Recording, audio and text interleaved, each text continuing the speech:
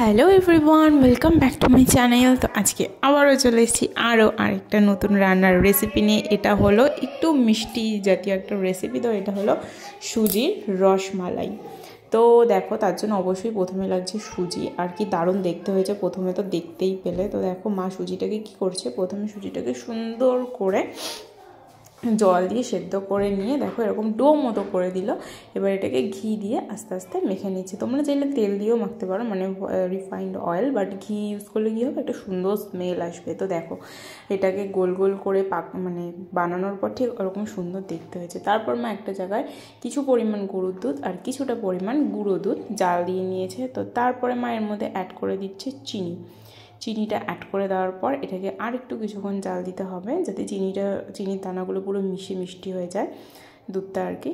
তো তারপরে দেখো যে গোল গোল যে মালাই বড়া আর কি, মালাই তো দুধেরটা, সরি, যে গোল গোল যে রসগোল্লাগুলো টাইপ তৈরি করেছে ওগুলোকে দুধে দিয়ে দিচ্ছে। কিছুক্ষণ জাল দিয়ে তারপরে রেখে দিলে দেখো বড়াগুলো মানে মালাইটাকে অনেকটা টেনে নিয়েছে, মানে থিতিয়ে গেছে, তোমরা বুঝতেই পারবে। তো ফাইনালি এটা গরম গরম রেডি। আর এটা খেতে হয়েছিল অসম্ভব সুন্দর। মা তোমাদেরকে দেখাবে এটা কেটে যে এটা কতটা সফট হয়েছে, ঠিক আছে। আর কি স্পঞ্জি আর কি সুন্দর এটা যে খেতে হয়েছিলো। আর এত সুন্দর গন্ধ বেরোচ্ছিলো, গন্ধেই মনে হচ্ছিলো জাস্ট ওয়াও।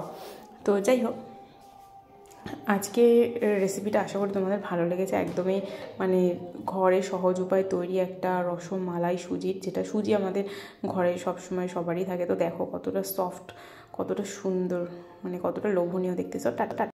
আশা করি আজকের রেসিপিটা তোমাদের ভালো লেগেছে। ভালো লাগলে জানাতে একদমই ভুলো না। আর চ্যানেলটাকে প্লিজ সাবস্ক্রাইব করে দিও, ভিডিওটাকে লাইক কমেন্ট শেয়ার করতে একদমই ভুলো না। সো বাই বাই, নেক্সট আবারও চলে আসবো আর একটা নতুন রান্নার রেসিপি নিয়ে। ততক্ষণ আমাদের সঙ্গে থাকো, ভালো থাকো, বাই বাই।